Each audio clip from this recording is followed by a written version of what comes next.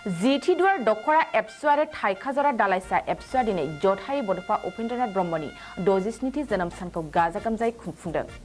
थाइखाजरा दैमालु गोजौ फरायसालियाव फालिनाय बड'फा उपेन्द्रनाथ ब्रह्मनि जोनोम सानजों लोगोसे फरायसा सान फालिनाय हाबाफारिया फुंनिफ्रायनो खुंजायो।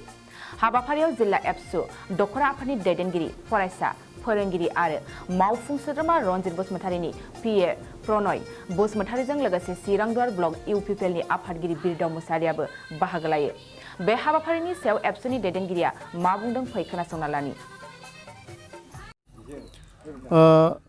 जिथिदुवार दख'रा दुलाराय बर' फरायसा आफादा थाइखाजरा दालाइसा दुलाराय बर' फरायसा आफादनि हेफाजाबजों दिनैहाय बे दैमालु गोजौ फरायसालियाव सानसेनि हाबाफारि लानानै जे 31 मार्च जे फरायसा सान उपेन्द्रनाथ ब्रह्मनि जे 67थि बे जोनोम सानखौ दिनै सानसेनि हाबाफारि लानानै जोङो खुंनाय जादों।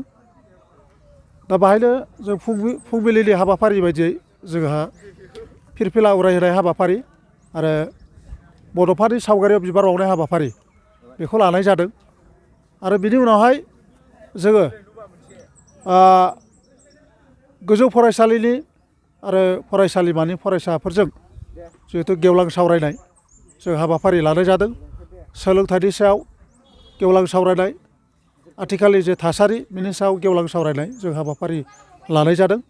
दा बाहाय जोंनि जिल्लानि मानगोनां सोलोंथाइ नेहाथारि टेबासन ब्रह्म बिथाङा बाहागो लाफैगोन।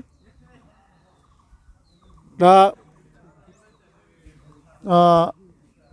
दुलाराय बर' फरायसा आफादल' नङा जे दिनैनि जे 31 मार्च जे फरायसा सानखौ जे फालिनाया सारा आसामावनो दिनै बे हाबाफारिखौ लानाय जादों। दिनै आसाम सरकाराबो बे हाबाफारिखौ लानाय जादों आरो जोंनि दुलाराय बर' फरायसा आफाद लोगोसे जिल्ला दख'रा आरो दालाइ आफाद मोनफ्रोमावबो बे हाबाफारिखौ लानाय जादों। फुंबिलि समाव सोर सोर आलासिफोरखौ लानानै नोंथांमोना बे हाबाफारिखौ मावनाय जादों? जोङो फुंबिलि समाव बड'फानि सावगारियाव बिबार बावगिरिगिरि हिसाबै जेरै दैमालु गोजौ फरायसालिनिनो गाहाय फोरोंगिरि मानाव गेदेर नीलेन्द्र नार्जारी बिथांखौ जोङो लानाय जादों। आरो दा दसे उनाव जोंनि ओनसोलनि गोबां दैदेनगिरिफ्रा बाव बाहागो लागोन। मोनसे समाव बे समावहाय जों नुबाय थानो मोनदों जे गोबां ओनसोलफ्राव ड्राग्सनि जिथु बाहायथि बे बांबोगासिनो दङ। दा बे हिसाबै नोंथांमोना फरायसा आफाद जानानै बेफोरनि सुस्रांनायनि राहाखौ मा लागोन उनाव? जोङो ड्राग्सनि खेथ्रआव जोङो सांग्रांथि मेल जों लाबाय थानाय जादों। जों मोनफ्रोमबो दालाइ आफादनि सिङाव गामि गामि जोङो सोलोंथाइनि सायाव जे ड्राग्सनि सायाव समाजनि थासारिनि सायाव बेखौ लानानै जोङो गामि गामि हाबनानै दा जोङो हाबाफारि लागासिनो दङ आरो बेनि सायाव जोङो एक्सनबो लागासिनो दङ। जेरैहाय दादगारि ओनसोलाव दिनै ड्राग्सनि थासारिया गोबां जाबाय। दा बेबायदियैनो मोनसे जोङो हानजा ड्राग्स जे फालांगिफोर बेखौ हमनो थाखाय जों मोनसे हानजा बेहाय फाथायनानै दोनदों। दिनै सानफा एफा हमनो मोनबाय थानाय जादों।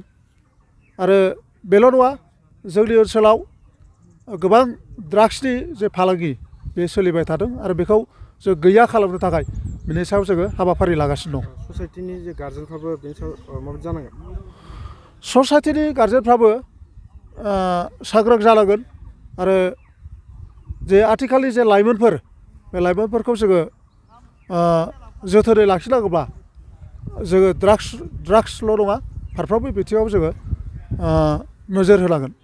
आथिखालाव फैबाय थानाय लाइमोनफोरखौ गुन गोनां सोलोंथाइखौ लानो थाखाय नोंथाङा खावलायदों। जे आथिखालाव जे फैबाय थानाय जे लाइमोनफ्रा गुन गोनां सोलोंथाइखौ मोनथारनांगोन, लाथारनांगोन। मानोना दिनैनि लाइमोनानो गाबोननि जिहेथु दैदेनगिरि जागोन। दा बेखायनो आथिखालनि जे लाइमोनफ्रा गावनि थांखियाव सहैनांगौनि थाखाय जेब्लायबो नाजानांगोन। बाक्सा जिल्लानि गुड शेफार्ड नेशनेल स्कुलाव फोरोंगिरिनि गोनांथि जादों।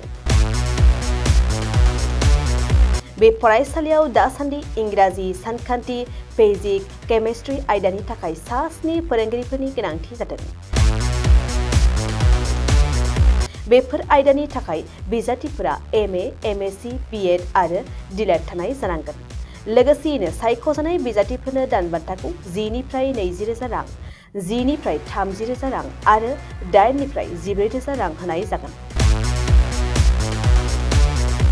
गोसो गोनां बिजाथिफोरा गुड शेफार्ड नेशनेल स्कुलनि नैबे मबाइल नम्बर 600004388282 आव WhatsAppनि गेजेरजों फोरमान बिलाइखौ दैथायहरनो हागोन। नङाब्ला नैबे मबाइल नम्बर 7086283946 आव थोंजोङै कल खालामनानै सुलाद लानो हागोन। बिजाथिफोरा गाव गावनि फोरमान बिलाइखौ थाबैनो दैथायहरनांगोन आरो फैगौ 9 एप्रिलाव बिजाथिफोरनि आनजाद जागोन।